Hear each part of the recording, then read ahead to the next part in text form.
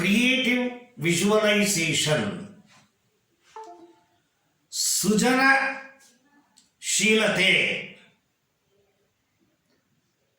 ಊಹೆ ಮಾಡುವುದು, ಹಗಲು ಕನಸು. ಕೇಳಿರ್ಬೋದು ನೀವು, ಏನಯ್ಯ ಹಗಲು ಕನಸು ಕಾಣ್ತೀಯಾ ಹಾಗೆ ಅಂತ ಹೇಳ್ತಾರೆ. ಅಂದರೆ ಕನಸು ಅನ್ನೋದು ರಾತ್ರಿ ಟೈಮಲ್ಲಿ ನಿದ್ದೆ ಮಾಡುವಾಗ ಬರುತ್ತೆ, ನೋಡಿದ್ದೀನಿ. ಹಗಲು ಟೈಮಲ್ಲಿ ಎಲ್ಲಿ ಬರುತ್ತೆ ಕನಸು? ಕನಸು ಕಾಣ್ತೀವಿ, ಸರ ತೆಕ್ಕೊಟ್ಟಂಗೆ, ಮನೆ ಕಟ್ಟಿದಂಗೆ, ಸ್ಕೂಟಿ ತೆಕ್ಕೊಟ್ಟಂಗೆ, ಅಥವಾ ಕೈಗೆ ಒಂದು ಉಂಗುರ ಹಾಕದಂಗೆ ಏನೋ ಕನಸು. ಅದು ಆಗುತ್ತೆಯೋ ಇಲ್ಲವೋ. ಆದರೆ ಹಗಲ ಕನಸು ಕಂಡರೆ ಖಂಡಿತ ಖಂಡಿತ ಖಂಡಿತ ಖಂಡಿತ ಅಳಿಯುತ್ತೆ. ನೀವು ಹಗಲು ಕನಸು ಕಂಡೇ ಗಾಡಿಯನ್ನು ತಗೊಂಡಿದ್ದೀರಾ? ಹಗಲು ಕನಸು, ಅದನ್ನ ನಾವು ಕ್ರಿಯೇಟಿವ್ ವಿಜುವಲೈಸೇಷನ್, ಸೃಜನಶೀಲತೆಯಿಂದ ಊಹೆ ಮಾಡೋದು. ಅದರ ಬಗ್ಗೆ ಈಗ ನಾನು ಒಂದು ಡೆಮಾನ್ಸ್ಟ್ರೇಷನ್ ನಿಮಗೆ ಕೊಡ್ತೀನಿ. ಅಂದರೆ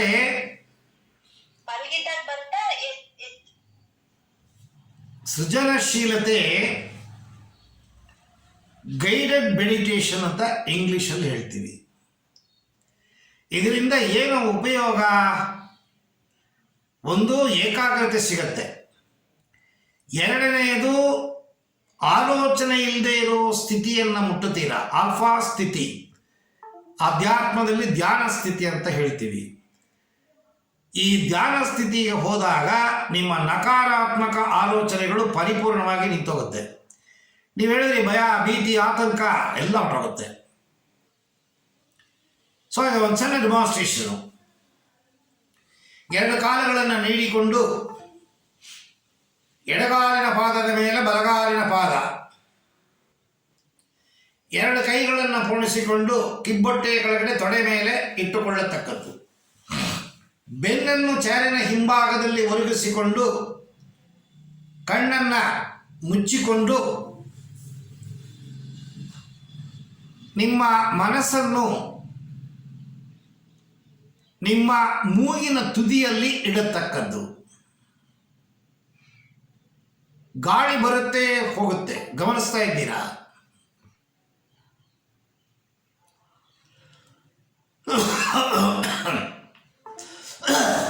ಗಾಳಿ ಹೋಗುತ್ತೆ ಬರುತ್ತೆ, ಗಮನಿಸ್ತಿದ್ದೀರಾ? ಸಾಧಾರಣ ಶ್ವಾಸಕ್ರಿಯೆಯನ್ನು ಏರುಪೇರು ಮಾಡಬೇಡಿ. ನಿಮ್ಮ ಮನಸ್ಸನ್ನು ನಿಮ್ಮ ಶ್ವಾಸಕ್ರಿಯೆ ಮೇಲೆ ಐಕ್ಯ ಮಾಡಲು ಪ್ರಯತ್ನ ಮಾಡಿದಾಗ ಆಲೋಚನೆಗಳು ಹೆಚ್ಚೆಚ್ಚು ಹೆಚ್ಚೆಚ್ಚು ಬರಲು ಪ್ರಯತ್ನ ಮಾಡುತ್ತೆ. ಆಲೋಚನೆಗಳನ್ನು ತಡೆಗಟ್ಟಬೇಡಿ, ಹಾಳು ಮಾಡಬೇಡಿ, ಆಲೋಚನೆಗಳ ಜೊತೆಗೆ ಹೋಗಬೇಡಿ. ಪುನಃ ಪುನಃ ನಿಮ್ಮ ಮನಸ್ಸನ್ನು ಹಿಡಿದು ತಂದು ಉಸಿರಾಟದಲ್ಲಿ ಇಟ್ಟುಕೊಳ್ಳಿ. ಪ್ರತಿ ಸತಿ ಆಲೋಚನೆ ನಿಮ್ಮನ್ನು ಬಂದು ಕರೆದಾಗ ನೀವು ನಿಮ್ಮ ಮನಸ್ಸನ್ನು ನಿಮ್ಮ ಹೃದಯ, ನಿಮ್ಮ ಉಸಿರಾಟ ಅದರ ಮೇಲೆ ಇಟ್ಕೊಳ್ಳಿ.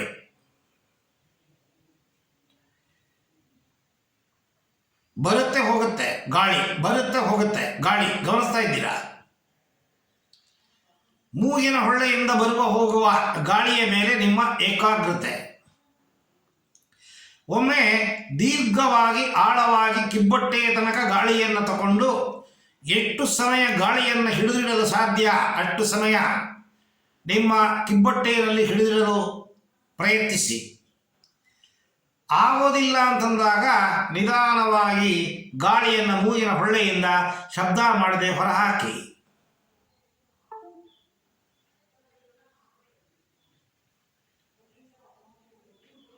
ಇನ್ನೊಮ್ಮೆ ದೀರ್ಘವಾಗಿ ಆಳವಾಗಿ ಕಿಬ್ಬೊಟ್ಟೆಯ ತನಕ ಗಾಳಿಯನ್ನು ಸೇವಿಸಿ ಎಷ್ಟು ಸಮಯ ಕಿಬ್ಬೊಟ್ಟೆಯಲ್ಲಿ ಹಿಡಿದಿಡಲು ಸಾಧ್ಯ ಅಷ್ಟು ಸಮಯ ಹಿಡಿದಿಟ್ಟು ಇನ್ನೇನು ಆಗೋದಿಲ್ಲ ಅನ್ನುವಾಗ ನಿಧಾನವಾಗಿ ಗಾಳಿಯನ್ನು ಹೊರಹಾಕಲು ಪ್ರಯತ್ನಿಸಿ.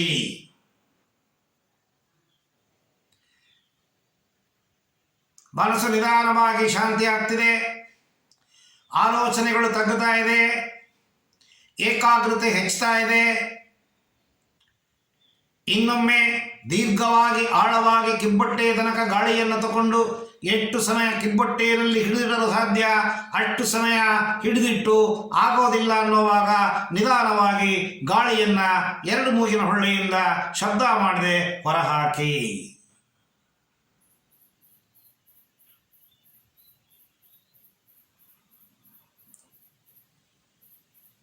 ನಿಮ್ಮ ಮನಸ್ಸು ಶಾಂತಿಯಾಗಿದೆ. ನಿಮ್ಮ ಮನಸ್ಸನ್ನು ನನ್ನ ಮಾತು ಮೇಲೆ ನಿಗಾ ಇಟ್ಟಿದ್ದೀರಾ. ನಾನು ಏನೇ ಹೇಳ್ತೀನಿ ಅದನ್ನು ಲಾಲಿಸುತ್ತಿದ್ದೀರಾ. ಈಗ ನಿಮ್ಮನ್ನು ನಾನು ನಿಮ್ಮ ಸಣ್ಣ ಪ್ರಾಯ ಚಿಕ್ಕ ವಯಸ್ಸಿಗೆ ಕರ್ಕೊಂಡು ಹೋಗ್ತಾ ಇದ್ದೀನಿ. 7ನೇ ತರಗತಿ ಓದುವ ಹೈಸ್ಕೂಲ್ ವಿದ್ಯಾರ್ಥಿ, 7ನೇ ತರಗತಿ ಓದುವ ಹೈಸ್ಕೂಲ್ ವಿದ್ಯಾರ್ಥಿ, ನಿಮ್ಮ ಸ್ಕೂಲು, ನಿಮ್ಮ ಹೈಸ್ಕೂಲು ಹೋಗುವ ವಿದ್ಯಾರ್ಥಿ, ಯೂನಿಫಾರ್ಮ್ ಹಾಕ್ಕೊಂಡಿದ್ದೀರಾ, ತೋಳಲ್ಲಿ ಸ್ಕೂಲ್ ಬ್ಯಾಗನ್ನು ನೇತು ಹಾಕ್ಕೊಂಡಿದ್ದೀರಾ. ನೀವು ಸ್ಕೂಲಿಗೆ ಹೋಗಲು ರೆಡಿಯಾಗಿ ಅಡುಗೆ ಮನೆ ಮುಂದೆ ನಿಂತಿದ್ದೀರಾ. ನಿಮ್ಮ ತಾಯಿ ನಿಮ್ಮ ಮಧ್ಯಾಹ್ನದ ಊಟವನ್ನು ರೆಡಿ ಮಾಡಿ ಟಿಫನ್ ಬಾಕ್ಸಿಗೆ ಹಾಕಿ ಅದನ್ನು ನಿಮ್ಮ ಕೈಗೆ ಕೊಟ್ಟಾಗ ನೀವು ಅದನ್ನು ತಗೊಂಡು ನಿಮ್ಮ ಬ್ಯಾಗ್ ಒಳಗಡೆ ಹಾಕಿಕೊಂಡು ನಿಮ್ಮ ಸ್ಕೂಲಿಗೆ ಹೊರಟಿದ್ದೀರಾ. 7ನೇ ತರಗತಿ ಓದುವ ಹೈಸ್ಕೂಲ್ ವಿದ್ಯಾರ್ಥಿ ಸ್ಕೂಲ್ ಬ್ಯಾಗು ಹಾಕ್ಕೊಂಡು ಯೂನಿಫಾರ್ಮ್ ಸಮೇತ ಸ್ಕೂಲ್ ಗೇಟ್ ಮುಂದೆ ನಿಂತಿದ್ದೀರಾ. ನಿಮ್ಮ ಸ್ಕೂಲ್ ಗೇಟ್, ಹೈಸ್ಕೂಲ್ ಗೇಟ್ ತೆಗೆದಿದೆ, ಬಾಗಿಲು ತೆಗೆದಿದೆ. ಒಳಗಡೆ ದೊಡ್ಡ ಮೈದಾನ ಕಾಣಿಸ್ತಾ ಇದೆ. ಆ ಮೈದಾನದಲ್ಲಿ ಆ ಕಡೆ ಒಂದು ಗುಂಪು, ಈ ಕಡೆ ಒಂದು ಗುಂಪು, ಇನ್ನೊಂದು ಕಡೆ ಇನ್ನೊಂದು ಗುಂಪು, ಏನೇನೋ ಹುಡುಗರು ಆಟ ಆಡುತ್ತಿದ್ದಾರೆ ನಿಮಗೆ ಕಾಣಿಸ್ತಾ ಇದೆ. ನೀವು ಆಟವನ್ನು ಆಡದೆ ನಿಮ್ಮ ಸಹಪಾಠಿಗಳ ಜೊತೆಗೆ ನಿಮ್ಮ ಕ್ಲಾಸ್ ರೂಮ್ ಕಡೆ ಹೋಗ್ತಿದ್ದೀರಾ. 7ನೇ ತರಗತಿ ಓದುವ ಹೈಸ್ಕೂಲ್ ವಿದ್ಯಾರ್ಥಿ ಮುಂದೆ ಹೋದಾಗ ಭಾರತ ದೇಶದ ಬಾವುಟದ ಕಂಬದಲ್ಲಿ ಭಾರತ ದೇಶದ ಬಾವುಟ ಹಾರ್ತಾ ಇದೆ, ನೋಡ್ತಾ ಇದ್ದೀರಾ. ಮೈದಾನವನ್ನು ದಾಟಿ ಮುಂದೆ ಹೋದಾಗ ಬಿಲ್ಡಿಂಗುಗಳು ಬಂದಿದೆ. ಮೆಟ್ಟಿಲು ಹತ್ತಿ ಮೇಲೆ ಹೋದಾಗ ಹೆಡ್ ಮಾಸ್ಟರ್ ರೂಮ್, ಅಲ್ಲಿ ಯಾರೋ ಜೊತೆಗೋ ಹೆಡ್ ಮಾಸ್ಟರ್ ಏನೋ ಮಾತಾಡೋದು ನಿಮ್ಮ ಕಿವಿಗೆ ಕೇಳಿಸ್ತಾ ಇದೆ. 7ನೇ ತರಗತಿ ಓದುವ ಹೈಸ್ಕೂಲ್ ವಿದ್ಯಾರ್ಥಿ ಸ್ಕೂಲ್ ಯೂನಿಫಾರ್ಮ್ ಹಾಕ್ಕೊಂಡಿದ್ದೀರಾ. ಹೆಡ್ ಮಾಸ್ಟರ್ ರೂಮನ್ನು ದಾಟಿ ಮುಂದೆ ಹೋದಾಗ ಟೀಚರ್ಗಳ ವಿಶ್ರಾಂತಿ ಕೋಣೆಯಲ್ಲಿ ಟೀಚರ್ಗಳು ಸಂಭಾಷಣೆ ಅಂದರೆ ಮಾತಾಡೋದು, ಅವರವರು ಮಾತಾಡೋದು, ಕಾನ್ವರ್ಸೇಷನ್ ನಿಮ್ಮ ಕಿವಿಗೆ ಕೇಳುತ್ತಾ ಇದೆ. ಅದನ್ನು ದಾಟಿ ಮುಂದೆ ಹೋದಾಗ ಸ್ಪೋರ್ಟ್ಸ್ ರೂಮ್ ಬಾಗಲಾಕಿದೆ. ಅದನ್ನು ದಾಟಿ ಮುಂದೆ ಹೋದಾಗ ಸ್ವಲ್ಪ ದೂರದಲ್ಲಿ 7ನೇ ತರಗತಿ ನಿಮ್ಮ ಕ್ಲಾಸ್ ರೂಮ್, ನಿಮ್ಮ ಸೆಕ್ಷನ್ ಮುಂದೆ ನಿಂತಿದ್ದೀರಾ. ನಿಮ್ಮ ಕ್ಲಾಸ್ ರೂಮ್ ತೆಗೆದಿದೆ. ಒಳಗಡೆ ಬುಗ್ಗಿ ನೋಡಿದಾಗ 3-4 ಜನ ಕೂತಿದ್ದಾರೆ ವಿದ್ಯಾರ್ಥಿಗಳು. ನೀವು ನಿಮ್ಮ ಕ್ಲಾಸ್ ರೂಮ್ ಒಳಗಡೆ ಹೋಗ್ತೀರಾ, ಯೂನಿಫಾರ್ಮ್ ಹಾಕ್ಕೊಂಡಿದ್ದೀರಾ, ತೋಳಲ್ಲಿ ಬ್ಯಾಗ್ ನೇತಾಕಿದ್ದೀರಾ. ನೀವು ಮಾಮೂಲಿ ಎಲ್ಲಿ ಕೂತ್ಕೋತೀರೋ ಆ ಬೆಂಚಿಗೆ ಹೋಗಿ ಕೂತ್ಕೊಂಡು ನಿಮ್ಮ ಬ್ಯಾಗನ್ನು ಕೆಳಗಿಟ್ಟು ಮುಂದೆ ನೋಡ್ತೀರಾ. ಅಲ್ಲಿ ಒಂದು ಟೇಬಲ್ ಇದೆ, ಮರದಿಂದ ಆದ ಟೇಬಲು, ಪಕ್ಕದಲ್ಲಿ ಚೇರು, ನಿಮ್ಮ ಕ್ಲಾಸ್ ಟೀಚರ್ ಕೂತ್ಕೊಳ್ಳೋ ಚೇರು. ಟೇಬಲಲ್ಲಿ ಸಣ್ಣ ಮತ್ತು ಉದ್ದ, ತುಂಡ ಮತ್ತು ಉದ್ದ ಬಣ್ಣದ ಚಾಕ್ ಪೀಸುಗಳು ಹರಡಿವೆ. ಬಿಳಿ ಬಣ್ಣದ ಚಾಕ್ ಪೀಸು, ಹಳದಿ ಬಣ್ಣದ ಚಾಕ್ ಪೀಸು, ರೋಸು ಬಣ್ಣದ ಚಾಕ್ ಪೀಸು, ಹಸಿರು ಬಣ್ಣದ ಚಾಕ್ ಪೀಸು, ತುಂಡ ಮತ್ತು ಉದ್ದ ಹರಡಿವೆ. ಪಕ್ಕದಲ್ಲಿ ಬ್ಲ್ಯಾಕ್ ಬೋರ್ಡನ್ನು ಒರೆಸುವ ಒಂದು ಡಸ್ಟರ್ ಟೇಬಲ್ ಹಿಂಭಾಗದಲ್ಲಿ ಗೋಡೆಯಲ್ಲಿ 4 ಅಡಿಗೆ 6 ಅಡಿ ಅಳತೆಯಲ್ಲಿ ಸಿಮೆಂಟಿಂದ ಮಾಡಿದ ಬ್ಲ್ಯಾಕ್ ಬೋರ್ಡನ್ನು ಅಂಟಿಸಿದ್ದಾರೆ. ಗೋಡೆಯಲ್ಲಿ 4 ಅಡಿ 6 ಅಡಿ ಬ್ಲ್ಯಾಕ್ ಬೋರ್ಡ್ ಕಾಣಿಸ್ತಾ ಇದೆ, ನೋಡ್ತಾ ಇದ್ದೀರಾ. ಹಳದಿ ಬಣ್ಣದ ಚಾಕ್ ಪೀಸ್ನಿಂದ ಗೆರೆಗಳನ್ನು ಹಾಕಿದ್ದಾರೆ, ಉದ್ದ ಮತ್ತು ಅಡ್ಡ. ಹಾರಿಜಾಂಟಲ್ ವರ್ಟಿಕಲ್ ಲೈನ್ ಚೌಕಟ್ಟಾಗಿ ಕಾಣಿಸುತ್ತೆ. ಮೊದಲನೇ ಸಾಲು, ಎರಡನೇ ಸಾಲು, ಮೂರನೇ ಸಾಲು. ಮೊದಲನೇ ಸಾಲಲ್ಲಿ 10 ಹಳದಿ ಬಣ್ಣದ ಚೌಕಟ್ಟು, ಎರಡನೇ ಸಾಲಲ್ಲಿ 10 ಹಳದಿ ಬಣ್ಣದ ಚೌಕಟ್ಟು, ಮೂರನೇ ಸಾಲಲ್ಲಿ 10 ಹಳದಿ ಬಣ್ಣದ ಚೌಕಟ್ಟು ಕಾಣಿಸ್ತಾ ಇದೆ. 7ನೇ ತರಗತಿ ನಿಮ್ಮ ಕ್ಲಾಸ್ ರೂಮು, ನಿಮ್ಮ ಬೆಂಚು, 4 ಅಡಿಗೆ 6 ಅಡಿ ಬ್ಲ್ಯಾಕ್ ಬೋರ್ಡು, ಹಳದಿ ಬಣ್ಣದ ಉದ್ದ ಮತ್ತು ಅಡ್ಡ ಗೆರೆಗಳು ಚೌಕಟ್ಟಾಗಿ ಕಾಣಿಸ್ತಿದೆ. ಮೊದಲನೇ ಚೌಕಟ್ಟಲ್ಲಿ 1ರಿಂದ ನಂಬರ್ 10 ಬಿಳಿ ಬಣ್ಣದ ಚಾಕ್ ಪೀಸ್ನಿಂದ ಬರೆದಿರುತ್ತಾರೆ. ಎರಡನೇ ಸಾಲಲ್ಲಿ 11ರಿಂದ 20 ನಂಬರನ್ನು ಬಿಳಿ ಚಾಕ್ ಪೀಸ್ನಿಂದ ಬರೆದಿರುತ್ತಾರೆ.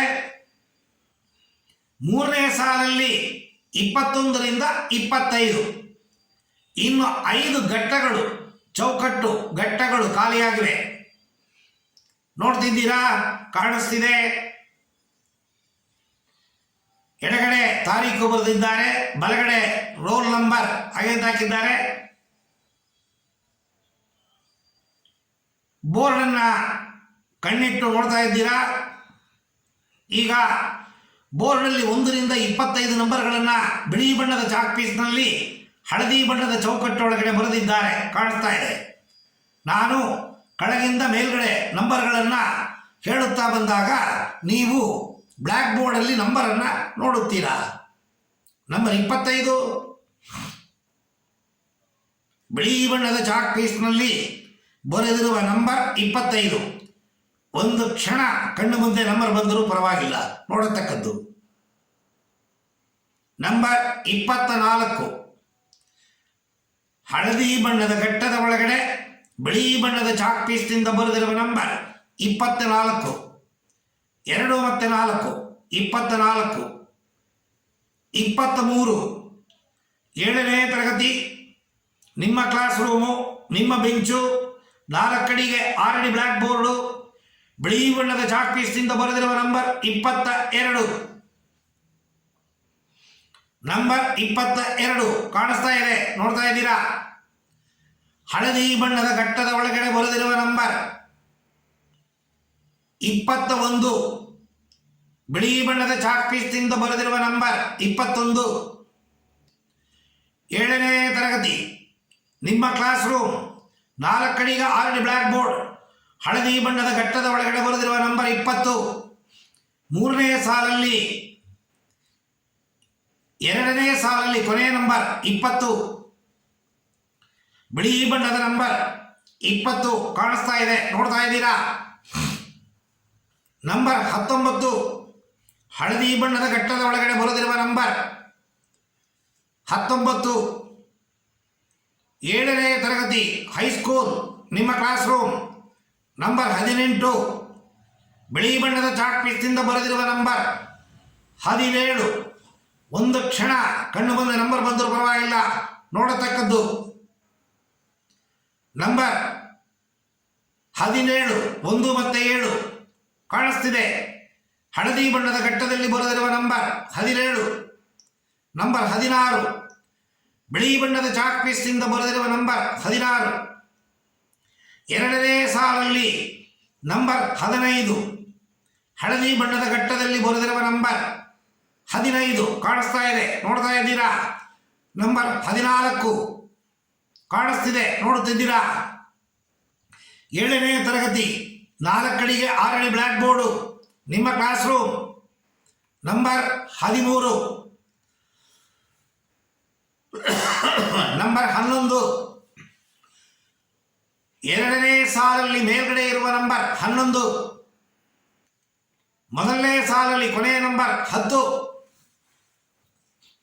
ಹಳದಿ ಬಣ್ಣದ ಘಟ್ಟದಲ್ಲಿ ಬರೆದಿರುವ ನಂಬರ್ 10. ಈಗ ನಾನು ನಂಬರನ್ನು ಹೇಳುವಾಗ ಕಣ್ಣನ್ನು ತೆರೆಯದೆ ಕಣ್ಣುಗುಡ್ಡೆಯನ್ನು ನಿಧಾನವಾಗಿ ಹುಬ್ಬಿನ ಬಳಿ ತಗೊಂಡು ಹೋಗತಕ್ಕದ್ದು. ನಂಬರ್ 9, ನಿಮ್ಮ ಕಣ್ಣುಗುಡ್ಡೆ ನಿಧಾನವಾಗಿ ಹುಬ್ಬಿನ ಬಳಿ ಹೋಗ್ತಾ ಇದೆ, ಗೊತ್ತಾಗ್ತಿದೆ ನಿಮಗೆ. ನಂಬರ್ 8, ನಿಮ್ಮ ಕಣ್ಣುಗುಡ್ಡೆ ನಿಧಾನವಾಗಿ ನಿಮ್ಮ ಹುಬ್ಬಿನ ಬಳಿ ಹೋಗ್ತಾ ಇದೆ, ಗೊತ್ತಾಗ್ತಿದೆ ನಿಮಗೆ. ನಂಬರ್ 7,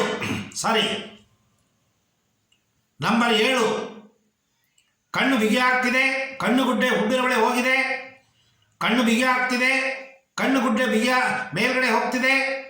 ನಂಬರ್ 6, ಕಣ್ಣುಗುಡ್ಡೆ ಹುಬ್ಬಿನ ಬಳಿ ಸೇರಿಕೊಂಡಿದೆ, ಕಣ್ಣು ರೆಪ್ಪೆ ಬಿಗಿಯಾಗಿದೆ. ಕಣ್ಣನ್ನು ತೆರೆಯಲು ನೀವು ಪ್ರಯತ್ನಿಸಿದರೆ ಸಾಧ್ಯವಿಲ್ಲ, ಗಮ್ ಹಾಕಿ ಅಂಟಿಸದಂಗೆ ಬಿಗಿಯಾಗಿ ಅಂಟುಕೊಂಡಿದೆ. ನಂಬರ್ 5, ಕಣ್ಣುಗುಡ್ಡೆ ಹುಬ್ಬಿನ ಬಳಿ ಸೇರಿಕೊಂಡಿದೆ, ಕಣ್ಣು ರೆಪ್ಪೆ ಬಿಗಿಯಾಗಿದೆ. ನಂಬರ್ 4, ಆಲೋಚನೆ ಇಲ್ಲದೆ ಇರೋ ಸ್ಥಿತಿಯಲ್ಲಿದ್ದೀರಾ, ನಿದ್ರೆ ಬಂದಂಗಿದೆ, ಆದರೆ ನನ್ನ ಮಾತುಗಳು ನಿಮ್ಮ ಕಿವಿಗೆ ಕೇಳಿಸ್ತಾ ಇದೆ. ನಂಬರ್ 3, ಆಲೋಚನೆ ಇಲ್ಲದೆ ಇರೋ ಸ್ಥಿತಿ, ನಿದ್ರೆ ಸ್ಥಿತಿ, ಎಚ್ಚರವಾಗಿದ್ದರೂ ಕೂಡ ಏನು ಚಟುವಟಿಕೆ ಮಾಡಲು ಸಾಧ್ಯವಿಲ್ಲ. ನಂಬರ್ 2, ಆಲೋಚನೆ ಇಲ್ಲದೆ ಇರೋ ಆಲ್ಫಾ ಸ್ಥಿತಿ. ನಂಬರ್ 1, ಆಲ್ಫಾ ಸ್ಥಿತಿ ಬಂದು ಸೇರಿದ್ದೀರಾ. ಆಲ್ಫಾ ಸ್ಥಿತಿಯಲ್ಲಿ ಸ್ವಲ್ಪ ಸಮಯ ಕುಳಿತುಕೊಳ್ಳತಕ್ಕದ್ದು.